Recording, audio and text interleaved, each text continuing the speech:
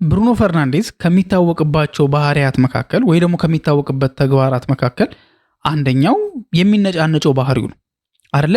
በትንሽ ነገር ሳትስፋይድ አይሆንም። ትንሽ ነገር ትክክል አይደለም ብሎ ካሰበ በጣም ፐርፌክሽኒስት ስለሆነ ትንሽ ነገር ትክክል አይደለም ብሎ ካሰበ ቅሬታውን ወዲያው የሚያሰማ ተጫዋች ነው። ዳኛ ላይ ሊሆን ይችላል፣ ምናልባት ማኔጅመንቱ ላይ ሊሆን ይችላል፣ ተጫዋቾች ላይ ሊሆን ይችላል። ታዲያ በዚህ ፕሮግራም ላይ የምናነሳው ነገር ሰሞኑን በጣም እየተነሳ ያለውና መወያያ መሆን የቻለው ነገር ምንድነው? ብሩኖ ፈርናንዴዝ የራሱ ተጫዋቾች ላይ በጣም ይጮዋል አይደል? ሁላችንም ደግሞ የተመለከትነው ነገር ይመስለኛል። በቃ ተጫዋቾች ላይ የሚነጫነጨው ነገር አለ። ሃንድ ገስቸሩ በቃ እጁን ያወራጫል ይባላል ምናምን ነገሮች አሉና ይሄ ጉዳይ የቡድን መንፈስን አይረብሽም ወይ? ተጫዋቾቹን ቴንሽን አያደርጋቸውም ወይ? ማለት ያላቸው ነገር ራሱ እንዲጠፋባቸው አያደርግም ወይ? በተለይ ደግሞ አዲስ የገቡት ተጫዋቾች እንደነ ኩኒያ እና ምቡሞ የመሳሰሉት ተጫዋቾች አሉና እነሱ ላይ እንደዚህ አይነት ነገር ሲፈጠር እየተመለከትን ነው። ይሄ ነገር መጥፎ አይደለም ወይ? በኋላ ልጆቹ ቴንሽን ሆነው የማይሆን አይነት ውሳኔዎችን እንዳይወስኑ አያደርጋቸውም ወይ እየተባለ እየተነገረ ይገኛል። ማይክል ካሪክንም ጠይቀውት ምላሽ የሰጠበትን አጋጣሚ ተመልክተናል። ስለዚህ ማይክል ካሪክ ምን አለ የሚለውን ነገርና ይሄ ነገር ከምን አንጻር ይታያል የሚለውን ጉዳይ ለማየት እንሞክራለን። ከዛ ውጭ ደግሞ ስለ ጄጄ ገብርኤል ብዙዎቻችን ብዙ ነገር ብለናል። ብዙ ነገር ሲባልም ከዚህ በፊት በደንብ አድርገን ሰምተናል። አሁን ላይ ግን ከጄጄ ገብርኤልም በላይ ምናልባት ወይንም ደግሞ ከሱ ቀድሞ ለማንቸስተር ዩናይትድ የመጀመሪያ ጨዋታውን ሊያደርግ የሚችል አንድ ተጫዋች ከዛው አንደር 18 ውስጥ እየታየ ይገኛል። አሁን አይደለም የታየው፣ በእርግጥ አብዛኛው ደጋፊ ወር ምናምን ያወቀው ኦልሞስት ቅርብ ጊዜ ምናምን አካባቢ ነው። ከዛ ውጭ ግን በሴክሬት ግን ማንቸስተር ዩናይትድ እያሰለጠነው ያለው እያዘጋጀው ያለው አንድ የ17 ዓመት ታዳጊ ልጅ አለ በማንቸስተር ዩናይትድ ቤት ውስጥ ማለት ነውና ያ ተጫዋች ማን ነው? ምን አይነት ፐርፎርማንስ ነው የሚያሳየው? ለማንቸስተር ዩናይትድ ምን አይነት ጥቅም ሊሰጥ ይችላል የሚለውን ነገር ለማየት ለመመልከት እንሞክራለን። ከዛ ውጪ ካሴሚሮ፣ ብሩኖ ፈርናንዴዝ እና ማቲያስ ኩኒያ በአንድ ድምፅ እየፈለጉት ያሉትና ለካሴሚሮ ተተኪ ኮንሲደር እንዲደረግ ቶፕ ሊስት ላይ ነው ማለት አይደለም። ያ ተጫዋች ግን ኮንሲደር እንዲደረግና ዋጋውን ፌር ስለሆነ ከተለያዩ አስፔክቶች አንጻር የሚፈለግ አንድ ተጫዋች አለ። ስለዚህ ያ ተጫዋች የካሴሚሮ ተተኪ እንዲሆን ካሴሚሮም ይፈልጋል፣ ማቲያስ ኩኒያም ይፈልጋል፣ ብሩኖ ፈርናንዴዝም ይፈልጋል። ታዲያ ያ ልጅ ማን ነው? ዋጋውም አነስ ያለ ነው። የመውጣት እድሉ ደግሞ ማለት ነው በእኔ እምነት ወደ 100% ነው ብዬ ነው ማስበው። ለምን እንደዛ እንዳልኩኝና ከካሴሚሮ ጋር ያላቸውን ቁጥራዊ ንጽጽርም በዚሁ አጋጣሚ ለማየት እንሞክራለን። ይሄውላ ታዲያ በዚህ ፕሮግራም ላይ አብራችሁን የምትቆዩ ከሆነ ታገኛላችሁ። ስለዚህ እስከ ፕሮግራማችን መጨረሻ ድረስ አብራችሁ እንድትቆዩ ደግሞ ተጋብዛችኋል። ማንቸስተር ዩናይትድ አሉኝ ከሚላቸው ተጫዋቾች መካከልና አሁን ደግሞ ሪከርድም በእጁ ማስገባት የቻለው ብሩኖ ፈርናንዴዝ የማንቸስተር ዩናይትድ ዋና ተጫዋች መሆኑ ማንንም የሚያከራክር ነገር አይደለም። ግን ብሩኖ ፈርናንዴዝ ልክ እንደ ችሎታ ሁሉ እንደ አቅሙ ሁሉ ሌላውም ደግሞ ባህሪያቶቹ ማለት ከሜዳ ውጭ ያለው ይሄ ህይወቱ ስቴብል አይደለም፣ ስቴብል ነው ያለው ሲቹዌሽን ምናምን ከሜዳ ውጭ በሚፈጠሩ ድራማቲክ ሴናሪዮዎች ላይ የሚገኝ አይነት ተጫዋች አይደለም። ከነዛ ነገር ጋር አይገናኝም። ስሙ ከዛ ጋር በጭራሽ ተያይዞ ሰምተነው አናቅም። ልንሰማ የምንችለው አይነት ተጫዋች አይደለም። በጣም ሲበዛ ፕሮፌሽናል የሆነ ተጫዋች ነው። አብሮት የተጫወቱ ተጫዋቾችም የሚናገሩት ግልጽ ነገር ነው። የትኛውም ተጫዋች ማን ነው ከአንተ ጋር አብሮ የተጫወተው ቤሱ ተጫዋች ማን ነው ተብሎ ሲጠየቅ ሁሉም ብሩኖ ፈርናንዴዝን ነው ወዲያው የሚያነሳው ከነሱ ጋር አብሮ። ምክንያቱም አብሮ ከተጫወተ ሲባል ለምሳሌ ኤደን ሃዛርድ ሜዳ ውስጥ ሲገባ ነው እንጂ አስማተኛ ትሬኒንግ ላይ በጣም እንደሚያለምጥ ብዙዎች የቡድን አጋሮቹም የቀድሞ የቡድን አጋሮቹም አሰልጣኞቹም የሚናገሩት ነገር ነው እና በቃ ህይወቱ ግልጽ የሆነው ነገር ከሜዳ ውጭ ሚዝናና አይነት ተጫዋች ነው። ብዙም ይሄ ራስን መጠበቅ የሚባል ነገር ላይ የለበትም። ትሬኒንግ ላይ በጣም በቃ ይሄ አፈር በልቶ የሚሰራ አይነት ተጫዋች አይደለም። ሜዳ ውስጥ ግን ምን አይነት ፐርፎርማንስ እንደሚያሳይ ይታወቃል። አንዳንድ ተጫዋቾች ግን ሜዳ ውስጥም ያላቸው ህይወት፣ ትሬኒንግ ውስጥም ያላቸው ህይወት፣ ከሜዳ ውጭም ያላቸው ህይወት መማሪያ የሚሆኑ ተጫዋቾች አሉ። ልክ እንደነ ክሪስቲያኖ ሮናልዶ አይነት ተጫዋቾች፣ እንደነ ሊዮኔል ሜሲ አይነት ተጫዋቾች ብዙ መማሪያ የሚሆኑ ነገሮችን የያዙ ተጫዋቾች ናቸው። ብሩኖ ፈርናንዴዝ ታዲያ እነዚህ ሁላ ጥሩ ኳሊቲዎች ኖረውት ግን ደግሞ የሚነሳበት አንድ ነገር ምንድነው? የሚነጫነጨው ነገር። አንደኛ ከካፕቴንነቱ አንጻር በዚህ ደረጃ አይደለም መነጫነጭ ያለበት። ሲቀጥል ተጫዋቾቹ ላይም ስለምንድነው እንደዚህ የሚነጫነጨው እየተባለ እየተነገረ ይገኛል። ይሄ ካፕቴን አይደለ የሚለው ካፕቴን ስለሆነ ነው የሚነጫነጨው አይደለ? ምክንያቱም እያንዳንዷ ነገር በቃ ፊክስ እንድትደረግ ይፈልጋል። ስህተት አይፈልግም። እሱ ነገሮችን በሚያይበት መንገድና በሚዘጋጅበት ዋጋ በሚከፍልበት ልክ ነው ዳኛውም በቃ ሲሪየስ ሆኖ ያን ነገር ማድረግ መቻል ያለበት ተብሎ ብሎ ስለሚያስብ ብሩኖ ፈርናንዴዝ ሁሌም ደስተኛ አይደለም። አሁን ላይ ግን ይሄ ንጭንጩ ተጫዋቾቹ ላይ መሆኑስ መጥፎ ነገር እያመጣ አይደለም ወይ መጥፎ ነገር አያመጣም ወይ እየተባለ ይገኛል። ማይክል ካሪክን ይህን ጥያቄ ጠይቆት ነበር። እንዴት ነው ብሩኖ ተጫዋቾቹ ላይ የመጮሁ ነገር የመነጫነጩ ነገር በአንድ ገስቸር በቃ የመወራጨቱ ነገር እንዴት ነው የሚታየው? ተጫዋቾቹን ቴንሽን አያደርጋቸውም ወይ? መጥፎ የሆነ ከባቢን ወይ ደግሞ መጥፎ የሆነን ስፒሪት አያመጣም ወይ ተብሎ ሲጠየቅ አንደኛ እንደዚህ አይነት ነገሮች መታየት ያለባቸው ጀጅ መደረግ መቻል ያለባቸው ከኢንቴንሽናቸው አንጻር ነው። ምን አይነት ኢንቴንሽን ነው ያላቸው? ብሩኖ ፈርናንዴዝ ይሄን ነገር ሲያደርግ ኢንቴንሽኑ ምንድን ነው? ምን አስቦ ነው ይሄን ነገር እያደረገ የሚገኘው? ከምን አንጻር ነው ሊያደርግ የፈለገው የሚለው ነገር በትልቁ ሊታይ የሚገባ ነገር ወይ ደግሞ ሊታወቅ የሚገባ ነገር ነው። የብሩኖ ፈርናንዴዝ ደግሞ ኢንቴንሽን ግልጽና ግልጽ ነው። ማሸነፍ ስለሚፈልግና ከተጫዋቾቹ የሚጠብቀው ነገር ስላለ ያን ነገር እስኪያሟሉለት ድረስ ብሩኖ ፈርናንዴዝ በቀላሉ ሚረካ ተጫዋች አይደለምና እነሱ ላይ ተቃውሞን ያሰማል ምናምን ነገር። ይሄን ነገር ልክ የከሪዮ ፈርዲናንድ ጋር በነበረው ፖድካስት ላይ ማውርቶት ነበራል። በነገራችን ላይ በተደጋጋሚ ከብራያን ምቡሞ ጋር ሲጨቃጨቁ ብዙ ጊዜ ሰምተናቸው እናውቃለን። አንድ ኢንሲደንትም ደግሞ እናስታውሳለን። በዩሮፓ ሊግ ላይ ብሩኖ ፈርናንዴዝ ከሊንዴሎፍ ጋር ተጨቃጭቀው እንዲሁም በፖርቹጊዝ ነበር ያወሩትና ከዛ በኋላ ሲጠየቅ እንዲሁም ቀለል አድርጎ አይ ሊንዴሎፍ ፖርቹጊዝ ላይ ጎበዝ ነው፣ ጥሩ ፖርቹጊዝ ተናጋሪ ነው፣ ያን የተረዳሁት ብሎ ተናግሮ ነበርና በዛ ደረጃ ነው ተጫዋቾች ላይ ልክ ክሪቲሳይዝ ሲያደርጋቸው አንድ ተጫዋቾች ይመልሳሉ ምናምን ነገር ልክ እንደ ምቡሞ አይነት ማለት ነው። ግን እንደተናገረው ከሆነ ራሱ ብሩኖ ፈርናንዴዝ ከነሱ ብዙ ነገር ስለምጠብቅ ነው። እኔ ተጫዋቾችን አንደኛ ተጫዋቾችን የሚረዳበትን መንገድ ሲያወራ ከዚህ በፊት ሰምታችኋል ብዬ አስባለሁ። ለማቲያስ ኩኒያ ኳስ ሊሰጠው ሲል ኩኒያ ምን አይነት ኳስ ነው የሚፈልገው የሚለውን ነገር አስቦ ነው የሚሰጠው። ለብራያን ምቡሞ ኳስ ሊሰጠው ሲል ምቡሞ ምን አይነት ኳስ ነው የሚፈልገው ብሎ አስቦ ነው የሚሰጠው። ከዛ ውጪ ለተቀሩት ለአማድ ኳስ ሊሰጠው ሲል ምን አይነት ኳስ ነው የሚፈልገው፣ ለቤንጃሚን ሼሽኮ ምን አይነት ኳስ ነው የሚፈልገው የሚለውን ካልኩሌት አድርጎ ነው የሚሰጣቸው። እያንዳንዱ ተጫዋች ይረዳል። እንዳለውም ከሆነ ከተጫዋቾች ብዙ ማድረግ እንደሚችሉ ማቃቸው ተጫዋቾች ብዙ ሳያደርጉ ሲቀሩ ብዙ እንዲያደርጉ ብዬ ነው ጫና ማሳድረው። ዝም ያልኩ ቀን ወይ ደግሞ ብዙ የማልጮህበት ተጫዋች ከሱ በቃ ይሄ ቤስቱን እያደረገ ነው ብዬ ማስበው ነው። ገብቷቸዋል አይደለ? አሁን ለምሳሌ አንዳንድ ተጫዋቾች ጥሩ እየተንቀሳቀሱ ነው፣ ግን ቤስታቸውን ግን አይደለም እያደረጉ ያሉት ወይ ደግሞ ቤስታቸውን አይደለም እየሰጡ ያሉት። ስለዚህ ያንን ቤስት ለማግኘት ብሩኖ ይጫናቸዋል።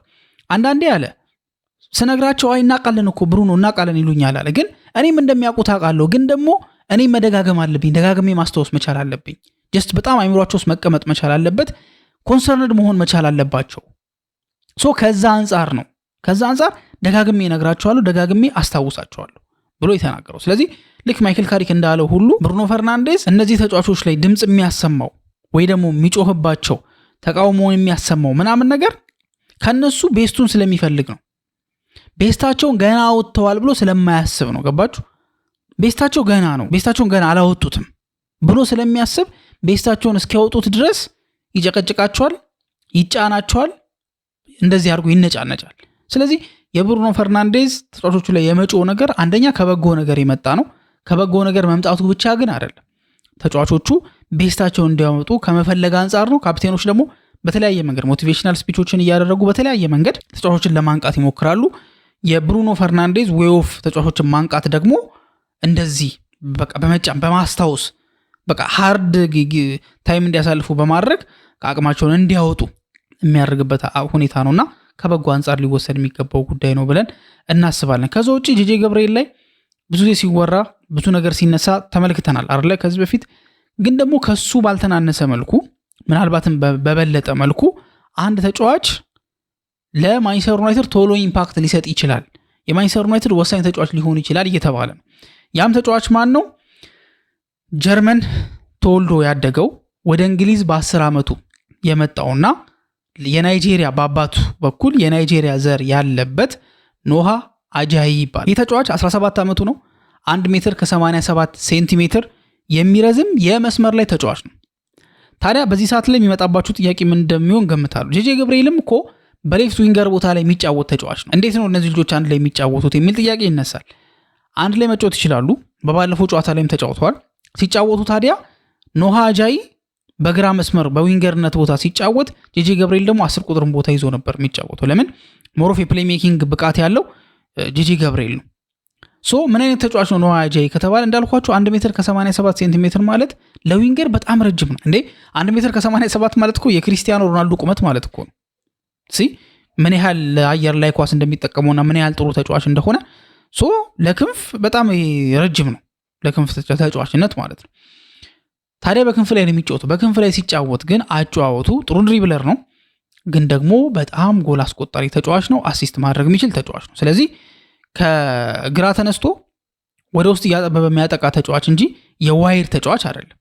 ስለዚህ ቁመቱ ለአየር ላይ ኳሶችን ጥቅም እንዲሰጥ ያደርገዋል፣ ሹቶችን እንዲያደርግ ያደርገዋል። ደግሞ ተክለ ሰውነቱ በጣም ጠንካራ ስለሆነ እድሜው ደግሞ 17 ላይ ነው የሚገኘውና ማንቸስተር ዩናይትድ ይሄ ልጅ በድብቅ እያዘጋጀው እንዳለ መረጃዎች አፈትልከው እንደወጡ ተመልክተናል ማለት ነው። እንዳልኳችሁ ይሄ ልጅ ለጀርመን መጫወት ይችላል በውልደት በሬዚደንት በመሆን ደግሞ ለእንግሊዝ ብሔራዊ ቡድን መጫወት ይችላል።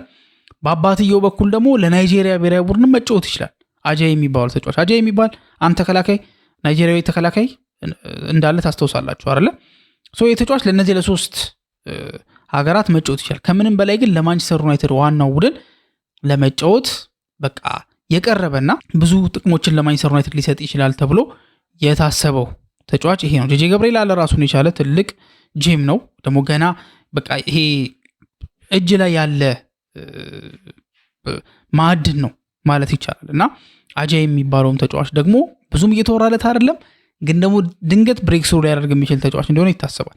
እንደሚታወቀው እነዚህ ተጫዋቾች አጃይን ጨምሮ እነ ጄጄ ገብርኤልን ሌሎችንም ወጣት ተጫዋቾች እንዳለ ሼሌሲንም ጨምሮ ማለት ነው በአሁኑ ፕሪሲዝን የተሻለ እድል ሊያገኙ እንደሚችሉ እየታመነ ይገኛል። ምክንያቱም አብዛኛው ተጫዋች ለዓለም ዋንጫ ይጠራል አይደለ? የማንቸስተር ዩናይትድ ደግሞ አብዛኞቹ ዓለም ዋንጫ ለሚጫወቱ ናቸው። የማይጫወቱት ተጫዋቾች ግን ፕሪሲዝን ላይ መሄዳቸው አይቀርም። ለምን ዓለም ዋንጫ የሚጠናቀቀው ምናልባት ፕሪሚየር ሊግ ከመጀመሩ አይ ቲንክ ከ20 ቀን በፊት ምናምን አካባቢ ነው አይደለ? ኦገስት ውስጥ ነው የሚያልቀው ምን አለፋችሁ ዓለም ዋንጫና እስከ መጨረሻው የሚሄዱ ከሆነ አስቡት፣ በዛ ላይ ትንሽ ረፍት ሲሰጣቸው። ስለዚህ እነዚህ ወጣት ተጫዋቾች ራሳቸውን በደንብ ሊያሳዩ የሚችሉበት እድል ከፊት ለፊታቸው ይጠብቃቸዋልና ያንንም እድል ይጠቀሙታል ተብሎ ይታሰባል። ከሚጠቀሙትም ተጫዋቾች መካከል ጄጄ ገብርኤልን ለማየት ሁላችንም ጓጉተናል። ከሱ ባልተናነሰ መልኩ ደግሞ ኖሃ አጃይ የሚባለው የ17 ዓመት ታዳጊ እንደ ጄጄ ገብርኤል ሁሉ በጣም ፕሮሚሲንግ የሆነ ያንግ ታለንት ነው። የባለፈው ጨዋታ ላይ ሴኒ ላመንስ፣ ዌይን ሩኒ እና ማይክል ካሪክ አካዳሚውን ጨዋታ እየተመለከቱ ነበር ተገኝተው። በኦልድ ትራፎርድ የተደረገ ጨዋታ ነው። ጎል አስቆጥሯል ኖሃ አጃይ፣ ጄጄ ገብርኤል ደግሞ አሲስት አድርጓል። የመጀመሪያ ኦልድ ትራፎርድ ጎሉን ያስቆጠረው አጃይ እና ጥሩ እንቅስቃሴ ላይ እንዳለ ይታመናል። ከዛ ውጪ ካሴሚሮ፣ ብሩኖ ፈርናንዴዝ እና ማቲያስ ኩኒያ አንድን ተጫዋች የካሴሚሮ ተተኪ እንዲሆን እየጠቆሙ ነው የሚገኙት። ብሩኖም ሆነ ኩኒያ ካሴሚሮ እንዲወጣ አይፈልጉም፣ ልክ እንደ የትኛው የማንቸስተር ዩናይትድ ተጫዋችና ደጋፊ ሁሉ ማለት ነው። ግን ደግሞ ተተኪ ስለ ተተኪ ሲታሰብ ግን እነሱ የሚያስቡት ተተኪ ደግሞ አለ። ያም ተጫዋች ማን ነው? ለወልቭስ እየተጫወተ የሚገኘው 7 ቁጥር የሚለብሰው የ24 ዓመቱ ብራዚላዊ ወጣት አንድሬ ነው።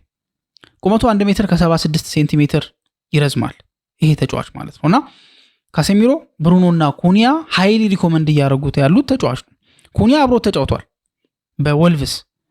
ካሴሚሮ ያገሩ ልጅ ነው፣ ብራዚላዊ ተጫዋች ነው። ብሩኖ ደግሞ አይቶ ቴክኒኮችን አይቶ ይሄ ልጅ ይጠቅማል አይጠቅም የሚለውን ነገር ለማየት ሞክሮ ሰጀስት እያደረገ ነው። ብቻ ምን አለፋችሁ ሶስቱን ተጫዋቾች አንድሬ የሚባሉ ተጫዋች አሳምኗቸዋል። ቶፕ ሊስት ላይ ነው ወይ?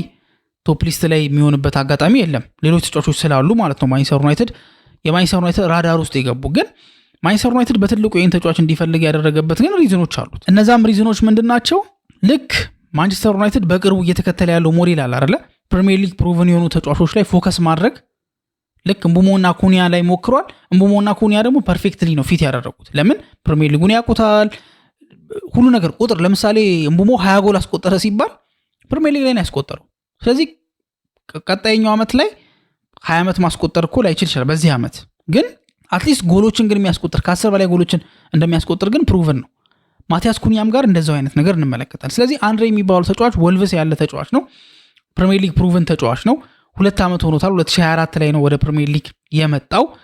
ፍሉሚኔንሴ ነው ፍላሚንጎ ወይ ፍሉሚኔንሴ ከሁለት አንዱ ነበር ይጮት የነበረው ከብራዚል ሊግ ወደዚህ የመጣበትን መንገድ ተመልክተናልና ወደ 2 ዓመት ያክል ያሳለፈ ተጫዋች ነው።